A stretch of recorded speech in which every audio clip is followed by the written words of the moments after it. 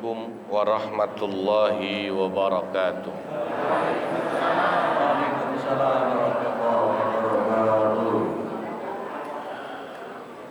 Alhamdulillahi rabbil alamin wa kafa.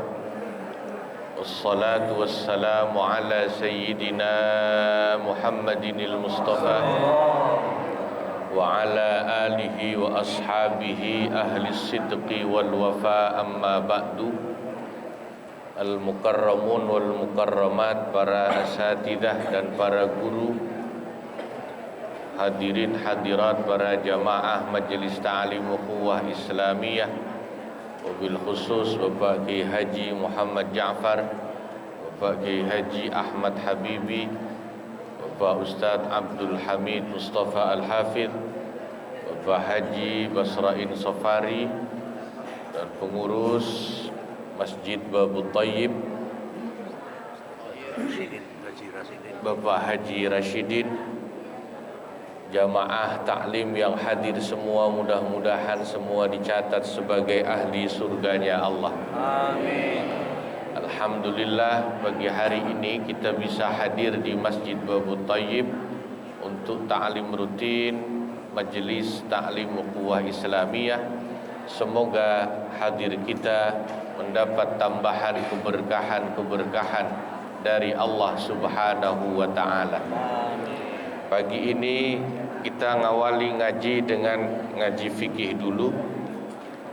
Insya Allah saya ingin ngaji bab Al-Qadhaf. Apa itu bab Al-Qadhaf? Yaitu bab tindak pidana menuduh orang lain berbuat zina. Itu namanya Al-Qadhaf. Dosanya besar, ancaman hukumannya juga berat.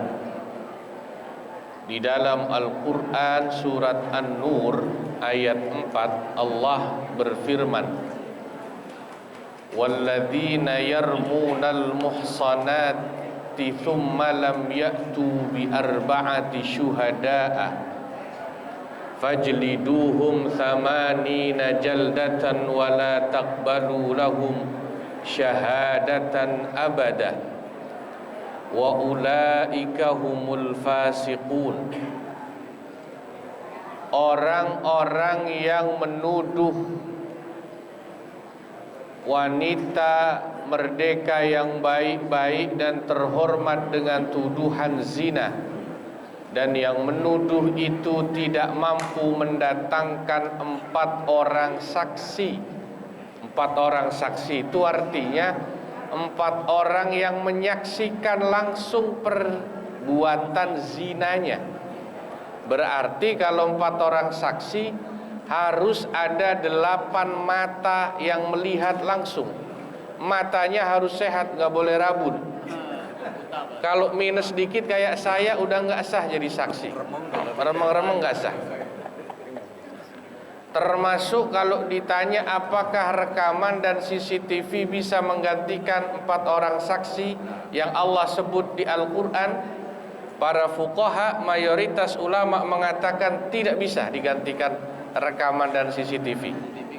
CCTV rekaman hanya alat bukti pendukung, bukan 4 orang saksi yang Allah sebut di ayat tersebut. Maka kalau sampai berani nuduh orang lain berzina dengan mengatakan misalnya, hai kau laki-laki pezina, au ya zaniyah, kau wanita yang berzina, atau dengan bahasa kiasan, hai wanita pelacur misalnya, atau dengan mengatakan anaknya si fulan bukan anak kandungnya, padahal secara hukum jelas aktenya kakaknya, dia anak kandung, itu sama dengan menuduh ibunya berzina. Jatuhlah haddul qadhaf, hukuman yang Allah sebut hukuman qadhaf bagi penuduh zina orang lain tanpa saksi. Makanya Pak Bu, di zaman Nabi tidak pernah bisa dibuktikan tuduhan zina dengan 4 orang saksi itu, tidak pernah. Karena hampir mustahil ada 4 orang saksi menyaksikan langsung kejadiannya sampai selesai. Kalau cuman baru pelukan, ciuman, itu belum disebut zina. Dosa iya. Nah, makanya nggak main-main ya. Di zaman Imam Malik, gurunya Imam Asy-Syafi'i, beliau hidup di Madinah, ada kejadian seorang wanita meninggal dunia, jenazahnya dimandikan, yang mandiin tentu sama-sama perempuan, kan gitu. Ketika mohon maaf, yang memandikan itu membersihkan bagian kemaluan kewanitaan si jenazah, yang mandiin ngomong, nih kemaluan udah berapa kali dipakai zina nih, ngomong begitu yang mandiin. Itu tangannya yang mandiin nempel di kemaluan si mayit, nggak bisa lepas. Lama dia berusaha tetap nggak bisa lepas, nempel terus sampai sore. Akhirnya kan geger. Di bagaimana ceritanya mandiin dari pagi sampai sore nggak kelar. Diintip sama keluarganya si mayit, masya Allah, ternyata tangan yang mandiin nempel nggak bisa lepas. Ulama dipanggil, ini solusinya bagaimana ini? Ada ulama yang ngasih pendapat, gimana kalau tangan yang mandiin dipotong aja, biar bisa dikubur tuh mayit. Tapi ulama lain gak setuju. Ini bagaimana ceritanya? Tangan yang hidup dipotong, dikorbankan untuk orang yang sudah mati. Gak setuju. Akhirnya ada ulama lain yang usul, gimana kalau kemaluannya si mayit saja yang dipotong? Agak masuk akal sih. Tapi sesudah dipikir lagi, wah, nggak bisa usul itu diterima. Bagaimana ceritanya ada orang hidup tangannya bawa kemaluan kemana-mana? Ini kalau mau salaman bagaimana? Deadlock ulama, nggak ada yang bisa jawab. Kalau istilah fikihnya namanya mauquf, nggak ketemu. Akhirnya semua ulama datang ke tempat Imam Malik, gurunya Imam Asy-Syafi'i. Disitulah Allah perlihatkan ilmunya, karamahnya Imam Malik luar biasa. Kata Imam Malik, itu wanita yang mandiin telah melakukan dosa qadzaf, harus dihukum 80 kali cambuk, baru nanti bisa lepas tangannya. Ternyata betul apa kata Imam Malik, sesudah dilakukan 80 kali cambukan, lepas itu tangan. Imam Malik itu memang luar biasa ya, gurunya Imam Syafi'i itu, ilmunya, karamahnya.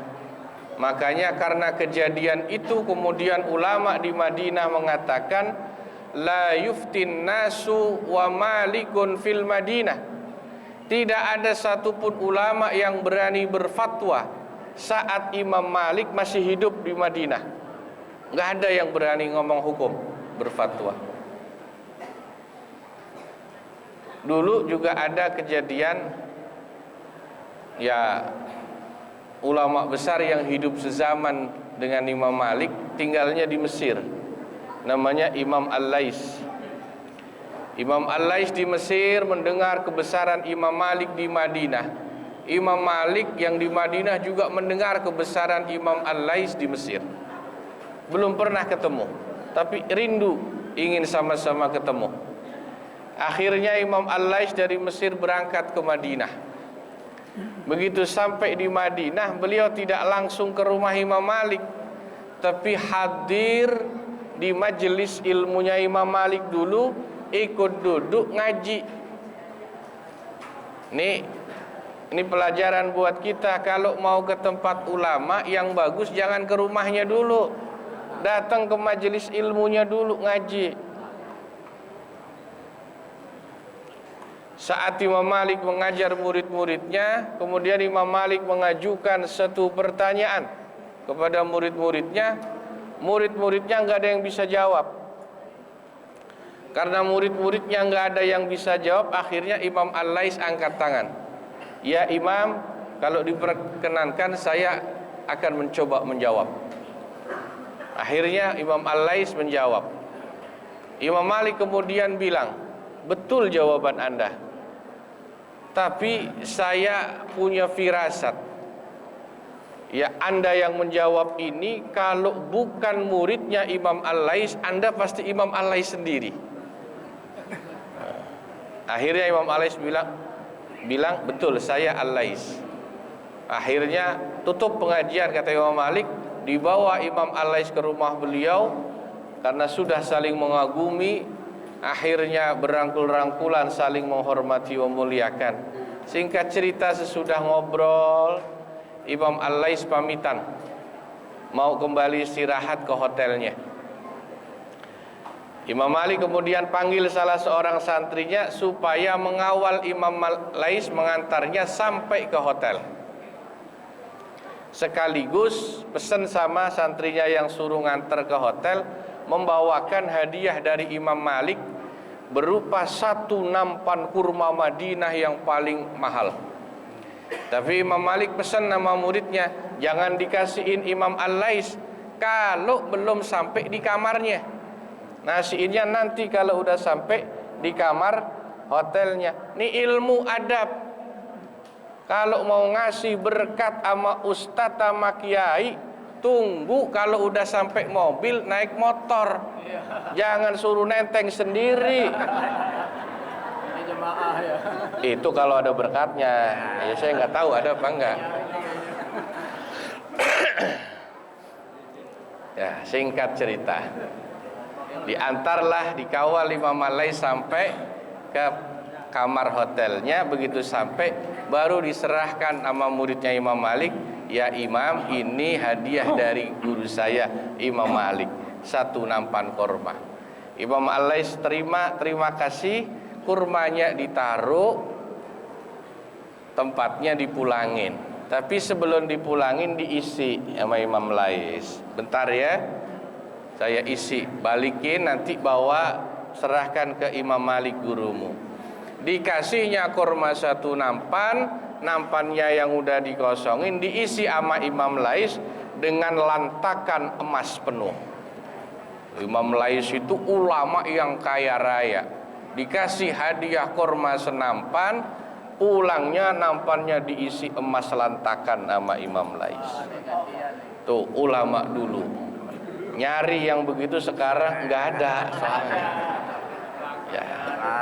Dulu ada ulama yang nggak kaya, ada yang kaya banget. Nah, kembali ke soal qadzaf. Tidak hanya hukuman 80 kali cambukan, tapi Allah masih tambahkan hukumannya, wala taqbalu lahum syahadatan abadah. Orang yang menuduh zina orang lain juga tidak akan pernah diterima kesaksiannya seumur hidup.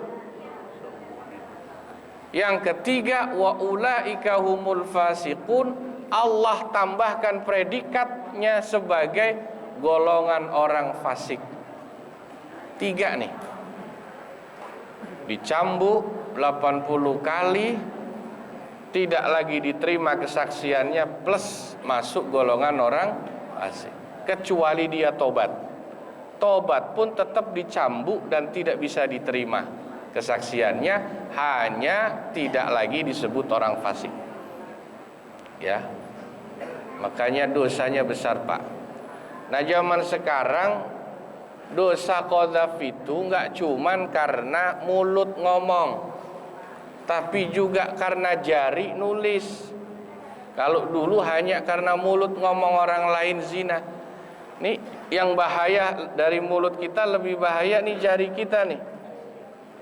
Ada berita misalnya yang belum jelas, gosip artis ini selingkuh sama artis itu.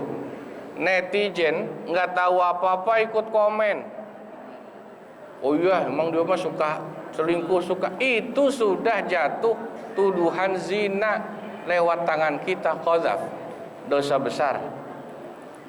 Bahkan kalau dihitung-hitung dosanya ngomong sama dosanya nulis di media sosial lebih besar dampaknya nulis di media sosial. Kalau cuman ngomong yang dengar paling tetangga kanan kiri, satu RT. Tapi kalau tangan kita yang nulis di media sosial, kita share di grup WA, ntar nama grup WA kita di-share lagi di grup lain, di-share terus, di-share terus. Tidak bisa dibayangkan batasnya, unlimited yang baca. Dosanya jariyah. Tidak hanya amal yang jariyah, sedekah jariyah, ada dosa yang jariyah. Dosanya ngalir terus. Dosanya multi level marketing. Tuh, tangan nulis di medsos tuh. Ya, bahaya. Masya Allah ya. Nah itu qadzaf, hati-hati ya. Nah bisa nggak Pak digugurkan hukuman qadzaf? Bisa. Selain dengan 4 saksi yang meskipun hampir mustahil, hukuman qadzaf baru bisa gugur kalau ada pemberian maaf dari yang dituduh. Kalau nggak dimaafin, proses jalan terus, tetap jatuh haddul qadzaf. Atau yang kedua, kalau terjadi dalam kasus suami menuduh istrinya berzina, dia mau bersumpah li'an, sumpah 5 kali, yang terakhir dia sumpah melaknat dirinya sendiri. Kalau dia berdusta siap dilaknat Allah. Itu namanya sumpah li'an. Kalau itu suami nggak dijatuhin hukuman cambuk, tapi nanti resikonya hubungan suami istri putus selama-lamanya. Makanya jangan sampai suami gampang nuduh istri zina. Ya. Nah, para jamaah yang dimuliakan Allah, ini ngaji fikih kita pagi hari ini. Moga-moga manfaat. Kurang lebihnya mohon maaf. Wassalamualaikum warahmatullahi wabarakatuh.